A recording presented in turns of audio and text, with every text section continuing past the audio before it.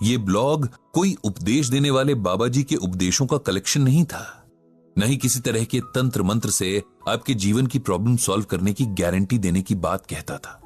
यहां पंडित जी सीधे सरल शब्दों में श्रीमद् भागवत गीता के श्लोकों का अर्थ और उन्हें किस तरह असल जिंदगी में उतारा जाए ये बताते थे। पढ़ने वाले उनसे आर्ग्यूमेंट भी करते थे कि यहां पर ऐसा क्यों कहा गया है, वैसा क्यों कहा गया है, या ये असल जिंदगी में पॉसिबल है ही नहीं, वगैरह वगैरह। पंडित जी हर सवाल का स्वागत करते हैं क्योंकि सवालों से जवाबों के रास्ते खुलते हैं। कई बार सवाल हमें उस जवाब तक ले जाते हैं जिसे हम न तो पहले सोच पा रहे थे, न किसी बात को देखने का ऐसा नजरिया बना पा रहे थे। ऐसा नहीं था कि पंडित जी का गीता ज्ञान बस उनके ब्लॉग तक ही सीमित था। अभी भी अपने दोस्तों के बीच सुबह शाम की सैर या हर शाम पार्क में जमने वाली बैठक में वे कभी कभार स्पिरिचुअल डिबेट्स कर लेते थे। वहां भी उन सब में अक्सर मतभेद होते, लेकिन मनभेद कभी नहीं। पंडित जी के दोस्तों में एक वर्मा साहब भी थे। उनका शहर में खूब बड़ा कपड़ों का बिजनेस था जिसे अब उनके बेटे संभालते थे। वर्मा साहब ने तो अब खुद को पूजा पाठ और दान पुण्य तक ही सीमित कर लिया था। शहर की कोई धर्मशाला, कोई मंदिर, कोई सरकारी स्कूल ऐसा नहीं था जहां वर्मा साहब की दान की हुई कोई चीज ना हो। ये कैसे पता चलेगा कि कोई चीज वर्मा साहब ने दी है? तो उसके लिए वाटर कूलर, पंखे वगैरह दान की हुई चीजों पर हर दानी की तरह उसका नाम जो लिखा रहता था। रोज शाम की बैठक में वर्मा साहब अपने किए दान पुण्य की बातें करते। ऐसा करने के पीछे उनका शायद कोई स्वार्थ ना हो, बस आदतन कर देते थे। लेकिन बाकी के बुजुर्गों को ऐसा महसूस होता कि वे अपने अगले जन्म के लिए कुछ भी पुण्य नहीं कमा पा रहे हैं। अब सब लोग वर्मा साहब की तरह तो पैसे वाले हैं नहीं, अभी भी घर की जिम्मेदारियों से घिरे हुए हैं, और दान तो कोई तब करे जब फैमिली की जरूरतें पूरी हों। वर्मा साहब की कहानी भी बड़ी इंटरेस्टिंग थी। ऐसा नहीं था कि उन्हें सब कुछ विरासत में मिला हो। उनके पिता की शहर के एक बड़े चौराहे पर एक छोटी सी किराना की दुकान थी और फैमिली बड़ी थी, तो बस गुजर बसर करने वाले हालात थे। वर्मा साहब का मन कभी पढ़ाई में लगा ही नहीं। उन्हें तो बाजार की चहल पहल अट्रैक्ट करती थी। पिता की छोटी सी दुकान पर बैठना उन्हें कभी रास नहीं आया, लेकिन मजबूरी थी।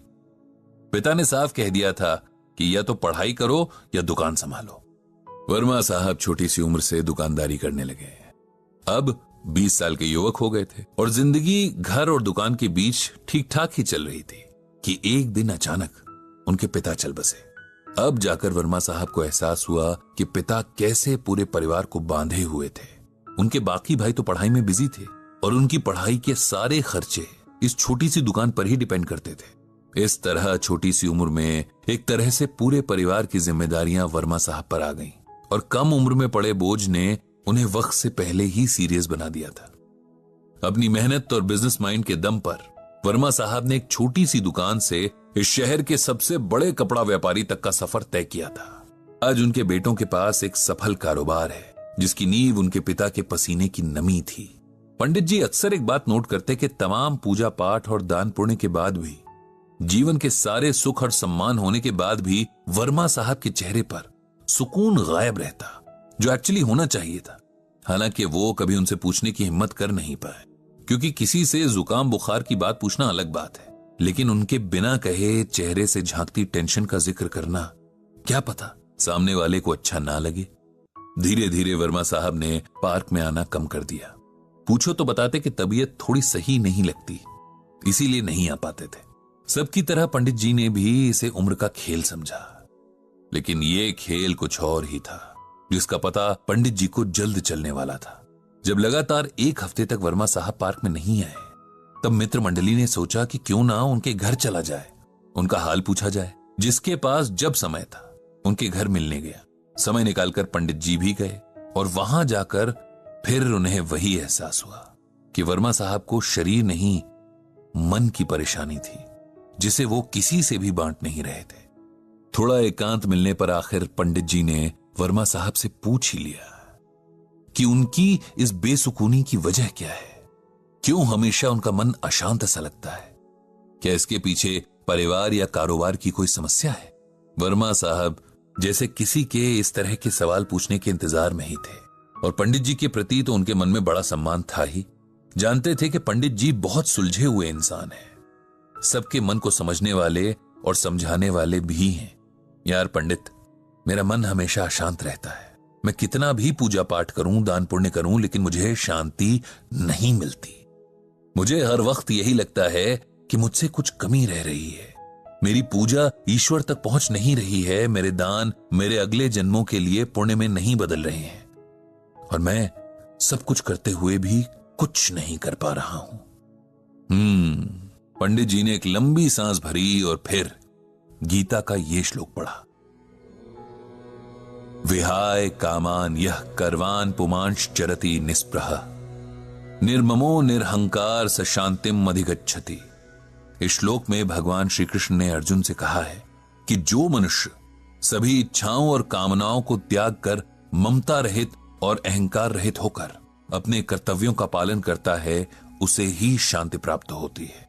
अब सरल शब्दों में इसका मतलब सुनो। जब हम कोई भी काम करते हैं, चाहे वो अपना रोजमर्रा का काम हो या किसी की मदद करने जैसा काम, यदि हम किसी भी तरह के स्वार्थ या अहंकार से भर कर करते हैं, तब हमें किसी भी तरह से उस काम का सुकून नहीं मिल पाता। अब जैसे हम किसी की मदद करना चाहते हैं, देखा जाए तो ये बहुत अच्छा विचार है, लेकिन इसके साथ ही हम ये भी सोचते हैं कि भाई हमारी वाहवाही हो, इस मदद या दान के बदले हमें पुण्य मिले, हमारे पाप कटें। तब हम निस्वार्थ भावना से दान नहीं कर रहे। इसीलिए हो सकता है कि हमें पुण्य तो मिल जाए, लेकिन शांति न मिले। ये रूल जीवन के हर काम पर लागू होता है। अपने बच्चों को भी अपना इन्वेस्टमेंट नहीं समझना चाहिए कि आज हम इन्हें अच्छे से पालेंगे तो कल ये हमारी केयर करेंगे। उनकी अच्छी अपब्रिंगिंग यानी परवरिश हमारी ड्यूटी है। हम दान करते हैं क्योंकि हम काबिल हैं, लेकिन उसके बदले ये उम्मीद रखना कि इसके बदले हमारा प्रचार होगा, घमंड की निशानी है। और ईश्वर उस हृदय में वास नहीं करते जहां घमंड हो। इसी तरह उस हृदय में सुकून को भी जगह नहीं मिलती। अपना कोई काम करना, किसी की मदद करना हमारा फर्ज है, जिसे पूरा करना हर किसी की जिम्मेदारी है। इसके बदले कुछ मिलने की एक्सपेक्टेशन रखना गलत है। वर्मा साहब, आपने जीवन भर मेहनत की, आपको लगता है कि आपके परिवार को आपके प्रति थैंकफुल होना चाहिए। वे होंगे भी, लेकिन इस एहसान का शुक्रिया वे एक समय के बाद करना बंद कर देंगे। लेकिन आप उनसे हर समय ये सुनना चाहेंगे। ऐसा ना होने पर आपको दुख होगा, जबकि देखा जाए तो आपने किसी पर कोई एहसान नहीं किया। आपने जो किया वो परिवार के सदस्य होने के नाते आपकी रिस्पॉन्सिबिलिटी थी। हर कोई अपने परिवार और समाज के प्रति इसी तरह अपनी रिस्पॉन्सिबिलिटी निभाता है।